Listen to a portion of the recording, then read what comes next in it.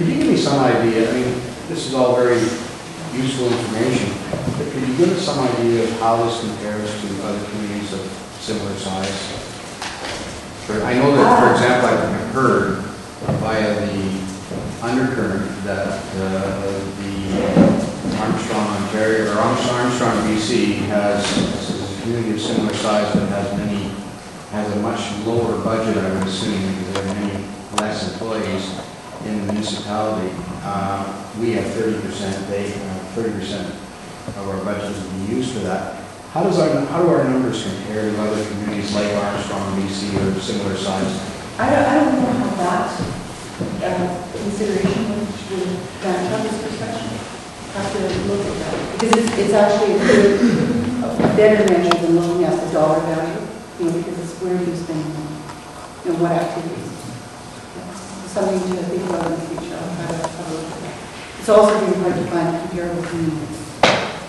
I see Allison and Doug both want to make comments there. I guess that's the issue is the comparable communities, because when we were developing the budget policies, I did a lot of looking at comparable communities and tried to get ones with the same population, same geographic size. And when you get into the areas such as Armstrong or Gibson's and Sechelt, you start getting into the fact that the services, the recreation and stuff, are all done sort of through a regional district or a regional concept, and the employees that are running that, for example, might be on the regional district, and therefore it doesn't show up in the municipal budget because the regional district, as you know, is funded by another line on all the property and the property taxes. So it's really hard to find a community that absolutely compares. When we did the restructuring study, we had 9 that they used, and Gibson's was one of them. But then there, a lot of their, and then the whole issue of roads. In some of these small interior communities, the main roads are the expensive ones to maintain, and they're maintained as provincial highways. So it's very hard to find something that's apples to apples. Doug? Thank you.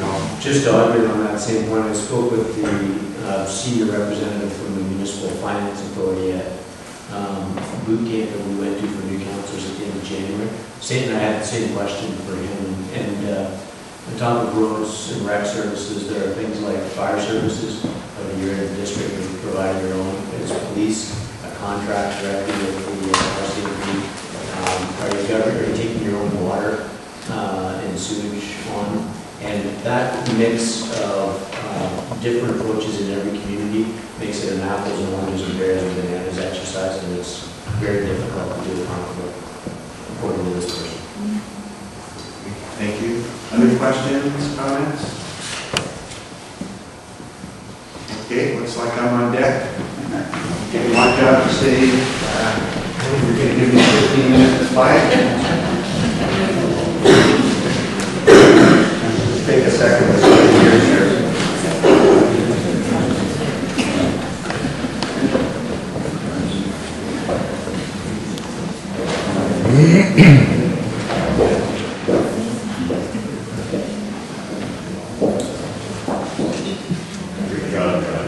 So what I'd like to speak to in no more than 20 minutes is just what council has been up to for the last, our first 100 days.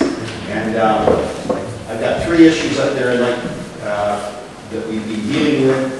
Joanne has dealt with the budget, so that issue. And so I'd like to speak to the strategic work plan that we've initiated and the other priorities that are that we've dealt with or are soon to deal with. So that's really, it's going to be a very simple presentation. I'd like to start then at Joanne's dealt with the budget, also move then to the strategic work plan. And just to be clear, Council realized right away that we weren't embarking on a full-on strategic plan. We're going to wait until we have a full-time CEO to sort of engage in that process. But we did want a strategic 2009 plan. And so really what we focused on are what are the key things we need to be launching right now, to sort of to further the municipal interests. So what we, through a process, decided were our 3 sort of top areas. One, we needed to hire a full-time CAO. I'll get to that in a second. The second, launch an update of our official community plan. That's the overall planning document for the island. And thirdly, to complete the capital plan for priority projects. So let me start then with the first one. We're currently, we've launched a search for a full-time CEO. Brian's done a terrific job as an interim, but Brian was brought in as an interim and can only be here 3 or 3.5 days a week. And it's, without doubt, and Brian will attest to this, it is a full-time job. So we need to bring in that full-time person, and we're currently in process. So we have a committee. Doug Hooper is the chair.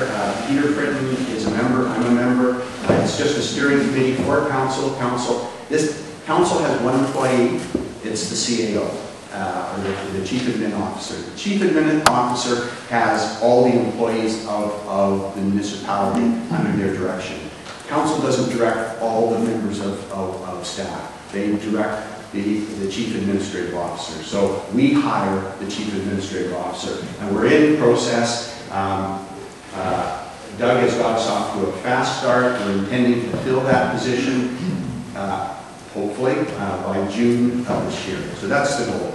And we realize that a lot of things hang on this person, and so we set a priority for that. The second thing we wanted to get on right away is a review, and more accurately said, an update of our official community plan. And the official community plan really is the visionary document for the community.